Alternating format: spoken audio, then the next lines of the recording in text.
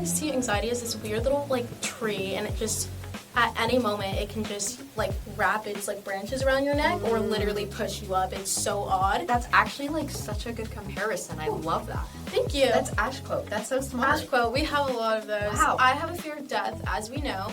And I was like, oh, this is laced with fentanyl. Don't play. I was like, who's out to get me, you know? I literally felt paranoid. Like, that's when That's I felt real. And then finally, it hit me, and I was like, oh, I'm perfectly fine. Like, girl, you're not laced. You're living. You're breathing. I was terrified of swallowing pills because I thought it would get lodged in my throat and I would choke to death. So today, we are doing an episode about anxiety. Yeah. Today we're going to be talking more about, like, anxiety disorder, like generalized anxiety disorder. That's how me and Ashlyn bonded and was really the reason why we started this podcast actually in the first place. So we are going to give you the truth, our honest opinions. We're going to talk about medication. We're going to talk about panic attacks, anxiety attacks, and we're going to share some funny stories along the way. So with that said, should we talk about it? Let's talk about it. Let's talk about it. Don't you guys love when we do that? Isn't it so So great? that's so smart. But I think none of this could have happened if we didn't meet. Yeah. And a lot of people recently, what's been going around is, oh, I would have never met this girl if I didn't do this. So I'm so grateful that my parents decided to pick up a show from Nickelodeon called That Girl Lele, because I would have not met, like, one of my best friends. And this podcast has and is making us so beyond close. Yeah. And I'm so grateful for that, actually. And then who would have thought that it would become this, like, I know. this podcast and this idea. But before we, like, actually get into our story times, we're going to take a little bit more time with this episode just because it is so, like, anxiety is so broad and we really want to be able to, like, cover as much as we can. But just, like, a little disclaimer, obviously we have our disclaimer in the beginning, but I do want to say we are not professionals, and I'm going to emphasize that here. We're just giving our honest opinions and our experiences. There are also many different types of anxiety disorders. There's panic disorders. There's all sorts of different things. Today, we're going to be focusing on generalized anxiety disorder, which is both what me and Ashlyn are diagnosed with. So we're going to be talking specifically about that, but I want to let you know if you look up the symptoms and you are feeling any of those things or having similar symptoms, just talk to someone, talk to a doctor, talk to a psychiatrist. If you're not close with your parents, you can, when you go to your wellness appointment, you can just tell your doctor, say, hey, I'm struggling with X, Y, and Z. Do you think you could help me out? You know, or talk to a trusted friend. So just want to give that a disclaimer. Also, something really important is just because you're hearing us talk about it and some experiences we have, please do not self-diagnose. Yes. Self-diagnosing can be very, very harmful, and it could actually damage your mental health to the point where you do get diagnosed with something that you never had in the first place, and that's something you want to avoid. Being diagnosed, this is something I really want to say, but having mental health problems, it's not a flex, and it's not, oh, I want to bond with people. It's a real thing. Yeah. So, and it's a hard thing to talk about and even share. Some people don't even want to talk about it or share it. So just because you hear us talking about it, yes, you can relate to some things, and we are going to actually talk about the difference between being nervous and anxiety, because that's something I was talking about with my therapist yesterday. We want to make sure you guys know the difference, so you're not confused and you're not diagnosing others or yourself, and we're not here to tell you what's wrong with you or what is this, what is that. We are telling you what's wrong with ourselves and how we're fixing it. And if you happen to be diagnosed with generalized anxiety disorder, maybe you can relate to some of these things. But I'm so glad you brought that up, because today, when you listen to this podcast, I don't want you going, home and being like, oh, so because I'm hearing this, and this means that I have this. Yes. No, this is just our experiences, and hopefully you can just gain a little insight. That's the main goal. But I want to actually start, I have a little outline, but I want to start how we, really started this podcast and what bonded us, because that really was anxiety. It was anxiety. I wanted to help people, and I wanted to just be recognized for something, because I feel like when it comes down to applying to colleges, that's where I'm at. I'm a junior in high school, we both are, and oh my gosh, it's hard, and it's so hard to figure out something you've done and just share it. But I wanted to do something. I was talking to my mom. I was like, maybe I could do a nonprofit. It's not that I don't have anything against nonprofits. Obviously, I support a bunch of them. I just don't think I could run one. I need so much to do that. And I'm like, I just can't. That's not my field. Yeah. And I was like, I talk a lot. I go through a lot of stuff, and I was like, podcasts. And I was like, okay, who's my co-host? And my mom's like, what about Kensington? She's so nice, and she can do it. And, like, Kensington, can they help you? And I was like, you're right, Kensington can totally help me. And I was like, I know she talks about mental health, but I was like, would she understand? Then we went to a concert. Oh my gosh, this was the best story. So we went to a concert together, and this was we're gonna jump around, but we're gonna talk about medication today. This was your like second day Like, I on think- your I medication. think Right? my third or my second day on medication. Yeah. I'm on medication too. I've been on it forever. Like I understand. Yeah. You know, like I know what that feels like, and so we were bonding over that. And I was having a lot of social anxiety. I was having one of those moments, and I feel like you really helped me, and we just like stuck together. My favorite part, this was like my favorite funny story, is they like check your bags when you like go to play or whatever. Guys, I literally smuggled in medication. Like because Are she you had kidding her me? because she had her medication. I had the bottle. I didn't think to take it out of the bottle, and I literally just took it in, and they didn't check our bags. It wasn't anything bad. Like, you It would was, like, rather just, have like, me her- medicated than have me go. No, like insane. it was like her prescribed medicine that she talked to her psychiatrist with, and it like she just needed it. Like she I just had to needed take it. I couldn't. Yeah. She had to take it at a specific time, so I was like, okay, I'll put it in my bag. So that was funny to me. Why didn't Ashlyn take it before? We don't know. Why didn't she put it in a plastic bag? I We feel don't like know. that would have looked. That a actually little would have been more, worse. You know. So, and we shoved it in her bag. It barely fit. It barely fit. I don't even know if they asked you to open it. I don't think they did because I was scared. I was like, I please don't don't ask me to even- open my bag. Or they just looked over it. I think they were So, like, whatever. because I was just like, oh, I need to take my medication, and it's like a hydroxyzine. It basically helps when you have panic attacks or when you're really anxious. And for me, I can't sleep, so I get really, really anxious. Yeah. Which causes me not to sleep. And so I need to take hydroxyzine, which makes me feel like really drowsy, so I can just knock out and I won't wake up throughout the night. Because I would wake up, I think, around like 4 to 6 times throughout the night. Gosh. Yeah, so I always take it ahead of time, so when I go to bed, I'm not, like, I can just, sleep peacefully. And then, I think it was on the car ride home when I asked Kensington, hey, do you want to do a podcast with me? And I was like, yeah. yeah. Sure. Yeah, let's like, do what it. do you want to do about it? Sure, let's do it. Like, let's do it. This has Oh, been yeah. so great for me. I'm so happy that we did I'm this so truly. happy too. Okay, basically what I want to talk about next, because I love that. It's like we really were able to bond. I think what I love about this story is like we didn't realize that we were both going through that. Yeah. From the outside, it like looked like we were fine. Yeah. Like when I looked at you, I'm like, oh, like you've got everything together. Like you're so like cool and chill. And then I'm like, wait, no, like you have anxiety too. And it was like reassuring to me to know I'm not alone, you know? Yeah, and from the outside, I've said this so many times, girl's angel. She looks perfect from the outside. So do you. I don't know what you're talking about because I'm a hot mess. I'm a hot mess. We figured that out. We're at a hot this mess point. together. That's fine. Okay, go ahead. Oh, I'm so no, sorry. I wanted to like, since we're talking about anxiety, what was your actual anxiety journey? How did you get diagnosed? What was that like? What was it like asking for help? I mean, I know we're going to do an episode about that, but like, Asking for help? yeah, like, Oh. what was that moment for you, like when you realized, okay, my anxiety is getting to a point where it's like really bad and I need to tell someone, and like, just your overall journey. You want to hear? So my thing actually, it's been 5 years. I was diagnosed my 2024, my junior year, so coming into high school. This is when I was finally diagnosed. But we've known I'd had anxiety years prior. They just didn't want to diagnose me. I don't know why. It's probably because I've had over 4 therapists, so that might be it. That makes sense. Okay, so I hope I get this wording right, and I'm not going to try and mess it up this time. Basically, in 7th grade, it was during COVID for me. It was 2021, I think. No, 2020, just 2020. And if you're Christian or Catholic, you know in the Bible there's I think 7 plagues. Oh, yeah. And, oh my gosh, these people on TikTok just were really feeding into it. They were like, Jesus is coming back and the 7 plagues are here.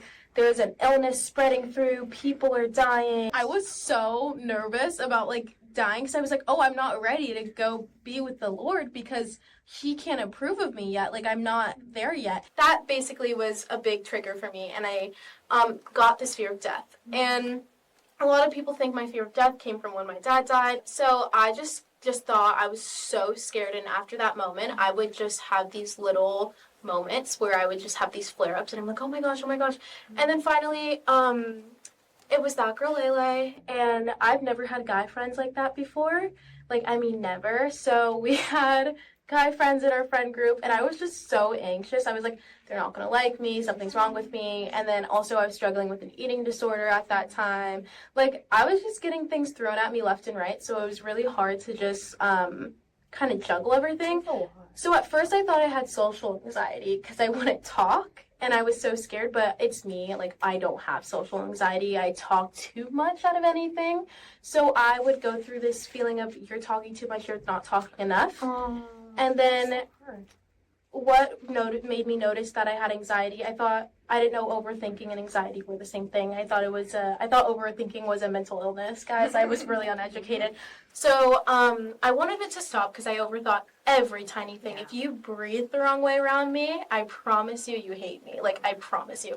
So dangerous. I know. Done it to myself. It's so bad because you're creating lies. unnecessary drama. Yeah. Not even for yourself, but for the other person, that could cause the other person to feel like a bad person. Because you're like, oh, what did I do? Like, you guys didn't do anything. It's me. But became the therapist friend, and I started getting really into psychology. And I had to separate in my head, and I'm still having trouble separating the two, is being nervous is not a long-term feeling, and it's not a feeling of, oh, you're nervous, everybody hates you for that amount of time. Obviously, if you do something to make everybody hate you, you're going to be a little nervous that everybody hates you. But if you're creating these paranoid thoughts in your head and making up situations, it's most likely anxiety. So, and anxiety is like, it's dread. It's literally like impending dread. It's like really, like, if you look at it, like the textbook definition, like, if you're just like nervous about a test, like, that's not impending dread. Yeah, like, but that's normal. Someone with anxiety would be like, I'm nervous about this test. And for me, if I don't pass this test, my grade's going to tank. This college is not going to accept me. My GPA will not go up. My mom was not going to love me. Like, I could go on and on and on and on and on. Obviously, my GPA, it's not going to tank because I have other ways to get it up. Obviously, my mom's going to love me. Obviously, I still can get into colleges, but your anxiety is not, it doesn't help you. It's not a good thing. So, near the end of 8th grade, I went through this experiences with the girls in my class where they all just turned against me. Yeah. And that's when I went to school, on my tippy toes. It's like I walked on eggshells every single day. That's awful. Yeah, they were really, like, problematic. There's worse things going on, you know what I mean? So I was just like, what is going to happen today? You know, it was a feeling of anxiety and anger because I was like, you know what? Come at me, I literally was like, no, come at me. Although in my body, when any of them walked around, it literally felt like everything was, like, just falling down, and I literally could not even inhale around them. Oh my gosh. I still had that face, and I had that attitude of, oh, you want to say something, come at me, because even though you're anxious, your personality doesn't go away, and that is my personality. My personality is not going to let you say whatever you want, and you can, walk all over me.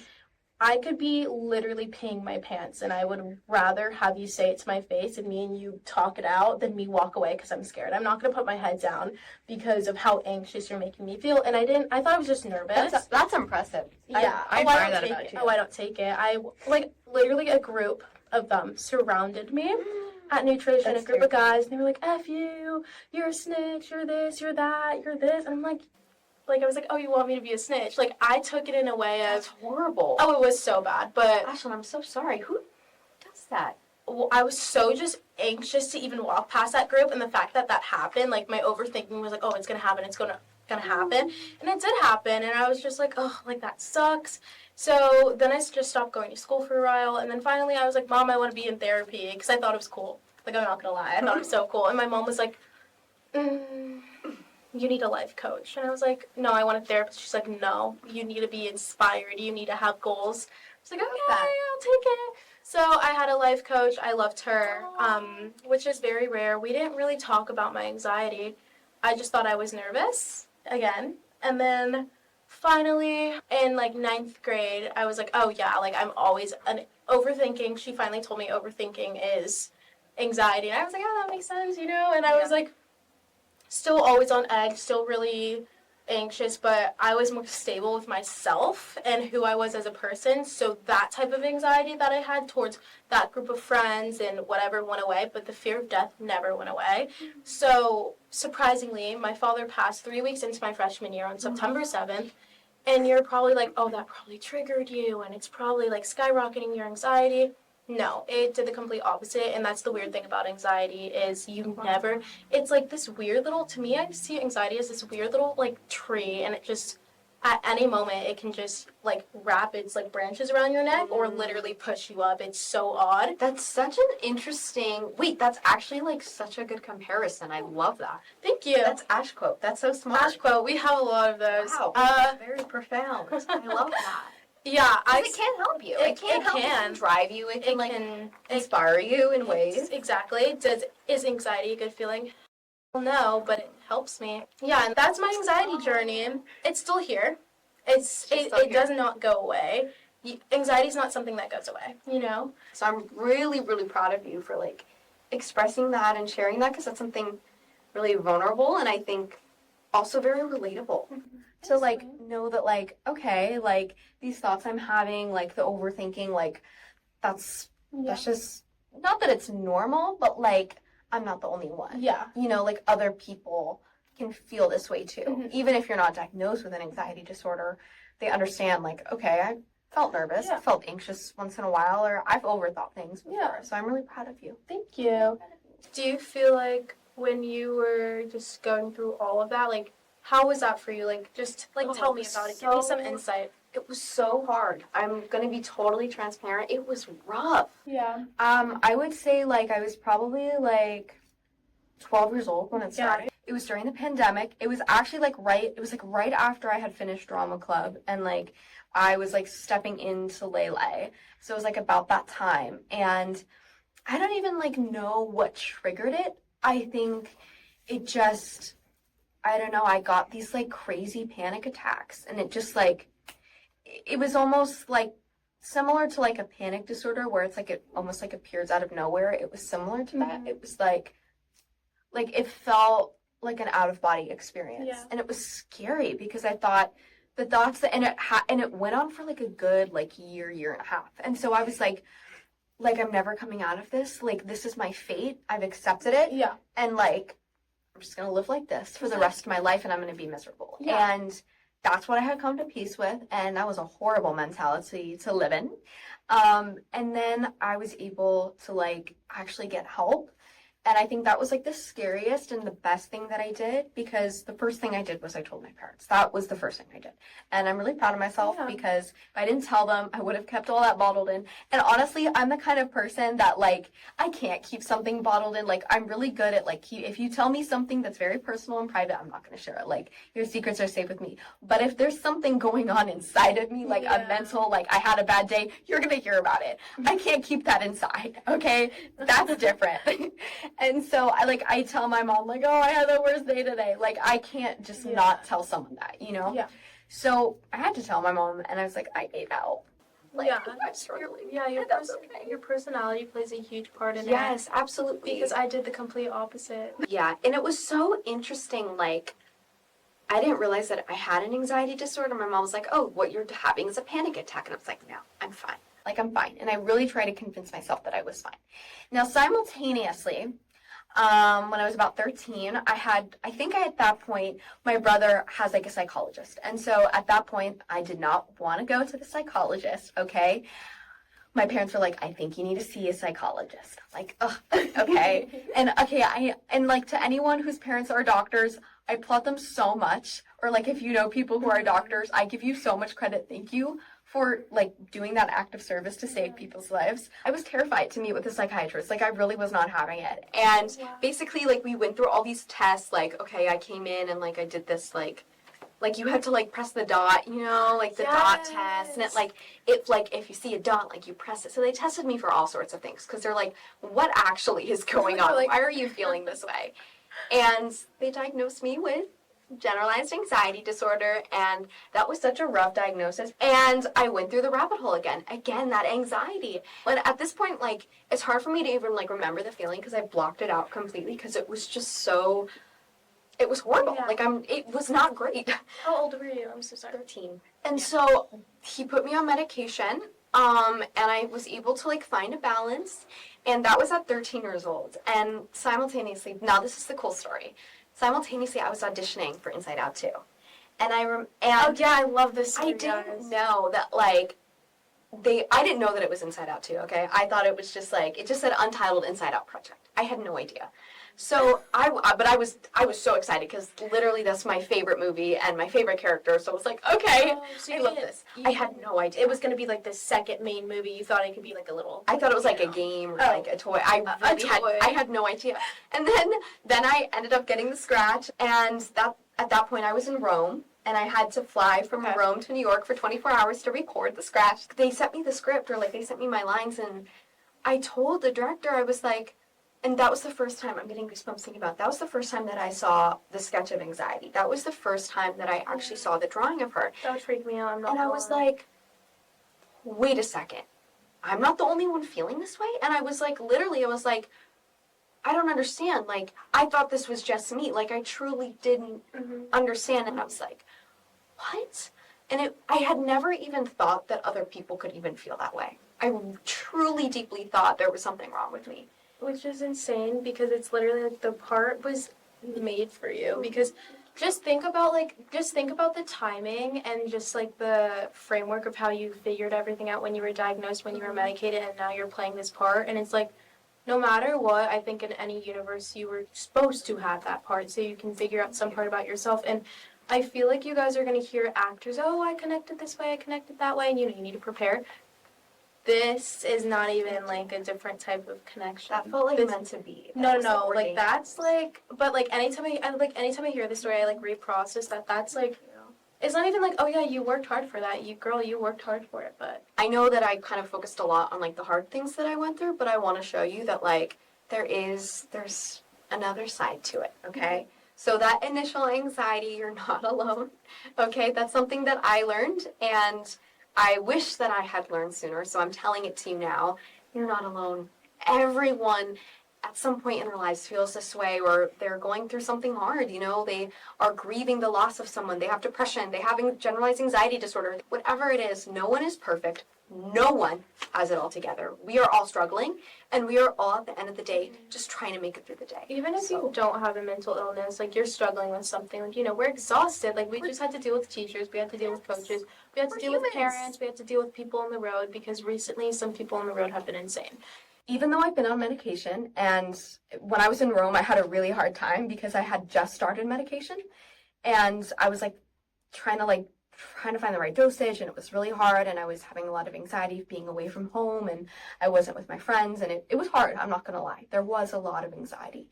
But I was able to kind of find my way. I found my correct dosage. I was able to talk to people. I started therapy. That was amazing.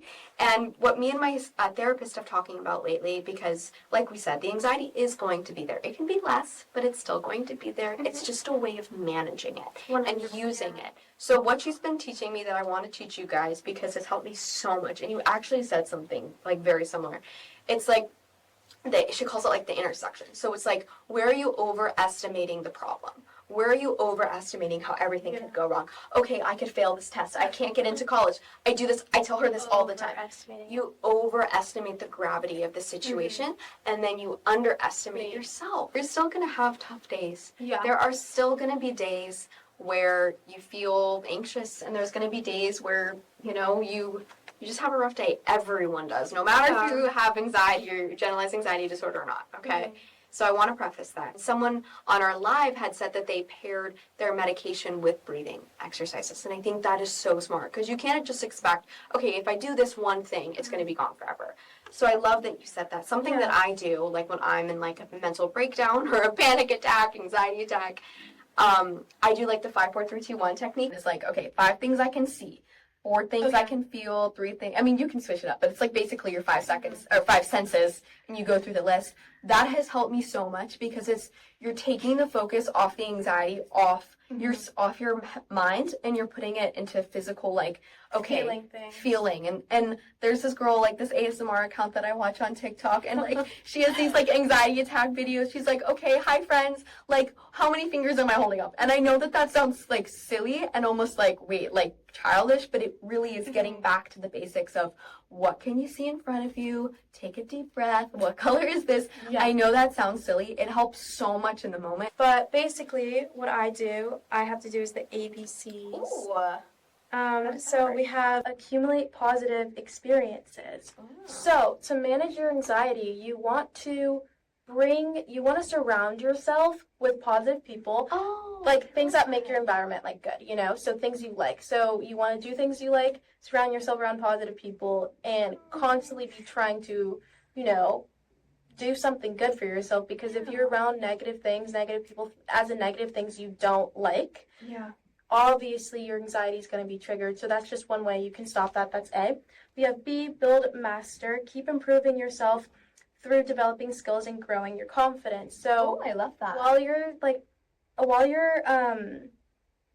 you need to keep moving, you know, although you have this big blockade, you know, you need to keep moving, keep going through it, and you have to keep growing as a human being, or you're just going to be stuck. You still have to improve the person that you are, because you could look back and be like, oh, I have not gotten anywhere since 8th grade, and that could cause a really big anxiety attack or panic attack, and that's something we want to avoid. That's how I see it. Yeah.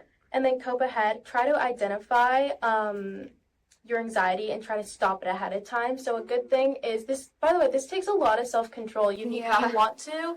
You have to just start easy, start slow, work yourself up to it. It's hard. Like, you want to basically identify when you're about to get anxious or when you're about to have an anxiety attack and stop it there. But you have to be your own best friend in a way, and like be there and be like, okay, this is so weird, and just like bear with me on this one. Okay. I have like, I'll talk to myself in my head, and I'll be like, okay, because like I'll have like this side of Kensington, which is panicking and having anxiety. I'll be like, then there's this Kensington, you know, like the two shoulders. Yeah, I have it too. It's different though. It's like, okay, there's like anxiety Kensington, and there's like, okay, take a deep breath. Everything is gonna be fine. Everything is gonna be fine, and really trying to like calm down this Kensington. It's so funny. Oh yeah, but as much as like that, like, you know, that other person on your shoulder, they have like everything like to just work against you.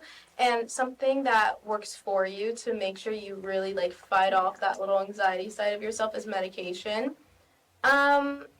Don't take it from your friends. Let's No, bad idea. That is bad. That is doing drugs. Doctor, psychiatrist, that's basically your only options. Literally, your therapist can, maybe you should recommend, but they, she, them, he, whatever, cannot actually give you anything. So please don't take like Xanax or Lexapro or Prozac because you think you have anxiety. Please don't do that. That's not a good idea. That'll make it worse, because at the end of the day, like, just having an outside perspective, it's like you need someone to help you like get antibiotics for like when you have like a sore throat or whatever. And finding your dose is so hard. So hard. It like, oh my gosh, like, wasn't it? It like literally, it's like so it hard. feels like you're on your period. Because yes, that's exactly how. It makes you think you're crazy, and like until I found the right doses, I was off my game. Exactly. Off my game, and I was filming. Absolutely. And never ever take something unless you have a diagnosis or someone has said that you can take this and it's prescribed. Also, if you don't feel comfortable like going to a psychiatrist yet or going to your parents, when you go to your doctor, you can always ask your doctor too, you know, like when you're in your checkup or whatever it's called, ask them. They will know. They're there to help you. Remember that. Okay, also real quick, because I know we have to wrap up here, we have some really funny medication stories, and I think we should share them. I think it's just so ridiculous how we're trying to like help ourselves, and we literally can't even take the freaking pill to help ourselves. How? So I have a fear of death, as we know, and I was like, oh, this is laced with fentanyl. Don't play. I was like, who's out to get me, you know? I literally felt paranoid. I was like, oh, no, they're getting to me. They're getting to me. It makes I was like, you're having anxiety. The CVS pharmacist, they're out. You know, I was like, someone slipped in it. Like, there's something going on. I had to talk to my friend, and she was like, Ashlyn, like, it's fine. Like, you're going to find your right dose. You're going to find this. I was like, are you sure it's not laced with fentanyl? She's like, no, just take it. You're fine. You're fine. She's like, Ashlyn, it's not laced with fentanyl. It's like, you know what? It's not laced with fentanyl. I can't even remember the first time I took it because I went to school, guys. I took the pill in the morning. I'm driving to school. We're in my English class, and she's like, okay, let's move to the library. We're walking, right? The cold air hits me. Oh, everything's in like slow motion, and I'm just literally like, oh, and drowsy because my body's never been medicated for something unless I'm sick. And I was, oh, this is too much. Like, this is too much. And then I was like freaking out because I thought I got laced with fentanyl. No. And I was in the library, and I was literally like just daydreaming and dozing off because I was so scared. And then finally it hit me, and I was like, oh, I'm perfectly fine. Like, girl, you're not laced. You're living. You're breathing. This is my, okay. So because I was not medicated yet, I was diagnosed with generalized anxiety disorder, I was terrified of swallowing pills because I thought it would get lodged in my throat and I would choke and die. So I made my dad blend up smoothies. Disgusting. Every single night with the 5 million vitamins that I took during the pandemic because I got all of those natural, the quercetin, or I don't even know, the wellness formula. Oil. Yeah, like I got like a vegan fish oil. That was like, I can't be doing the real one. No, we're doing vegan fish oil. And even the vegan one, even the vegan cruelty-free fish oil was disgusting, okay? And I would taste it in the smoothie. And then I had these frozen vegan cupcakes in the fridge. They weren't supposed to be frozen. You're supposed to like microwave them. It's like, you know those like Hostess, like those the black cupcakes. It was like that, but the vegan version, and I would have them in my fridge ready. So after I pounded the vegan fish oil smoothie because I was scared to swallow them because my dad blended all of the vitamins up, I would eat the frozen cupcake to get rid of the taste. Ashlyn, Disgusting. I did this for a year. What? Yes. My anxiety was so bad. So year, that's 365 days Of this every day of the vegan fish oil nonsense. Yes, Ashlyn, it was horrible. It was, I'm telling you. But the best part was when I actually got my medication, I cried for an hour and a half because I was afraid to swallow a pill that was this big. Guys, it's, by the way, the 5, like, you start on 5 most likely. Yeah. Baby, that is barely a, it's like, I it's was worried that it was going to get lodged in my throat, and then I was worried that I was going to die, and then I was worried that I would never be the same, and that I would, like, spiral. As soon as I took the pill, I've been able to swallow all my medication. I've been able to swallow 3 pills at a time. Mm-hmm. I've been able to swallow 4 pills at a time. I don't need my smoothie anymore, guys. That is my medication story. And that is how I know that my medication worked, was because I could swallow pills again without blending them up in a smoothie. Question. Now that we're on the topic of mental health, I had a panic attack last week, and it wasn't fun, as I do tend to struggle with anxiety. What is your advice, Ashlyn? Having a panic attack, it's this out-of-body experience, so you have to do as much as you can to control yourself, and no, it's not fun, you know?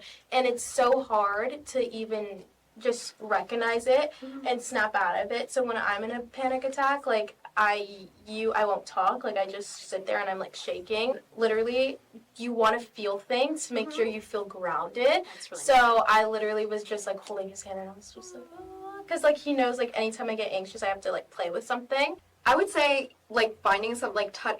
I know that sounds weird, but, like, looking at things, reading, touching, like, getting your hard, but getting your 5 senses involved. Do the 5, 4, 3, 2, 1. Do the ABCs. It's hard though, about. but I would say really the hard. easiest thing to do is, it's like sleep paralysis. You want to find something, touch it, pick it up. That's it. Just feel grounded. Deep breath, and know that it's not going to last forever. The moment will pass. You just have to let it, and it's all going to be okay.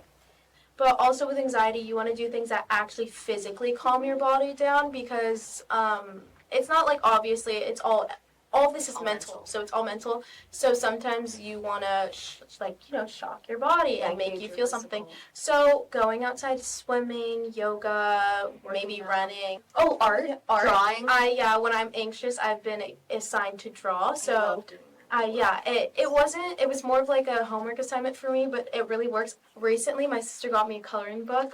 I love coloring books. Take a bath. Skincare, sleep, get those 8 hours if you can. I know it's busy and people are living big lives out there, but get those 8 hours if you can. After you try to do things to calm yourself down, maybe just try sleeping it off. But when you're anxious, don't just go to sleep immediately. Don't use sleeping as a coping mechanism. It's actually really bad. Yeah, you'll just wake up the next day really, worse. I think that's really bad for you. So try to calm yourself down before you go to sleep, or you will be waking up in the middle of the night like me. So, yes. You know, something we try to do in every episode Just like we do like a takeaway or like something that we're gonna like something that we learned in this episode and then we're gonna go out and actually do. And I love what you said of like finding the right people, because like for me sometimes I surround myself with like the wrong people at the wrong time.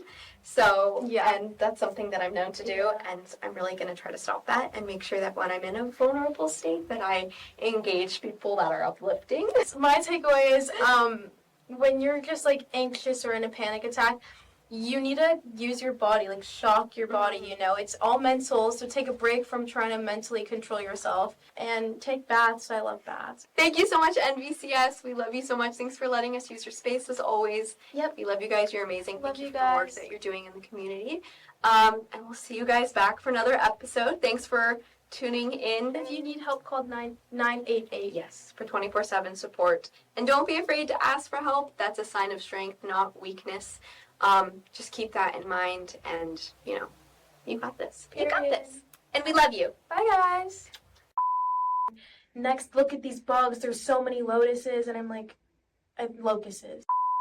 Hey, guys, it's Ash. And I'm Kenz. And this, oh, I'm sorry, I'm itching my head. Oh, hit that.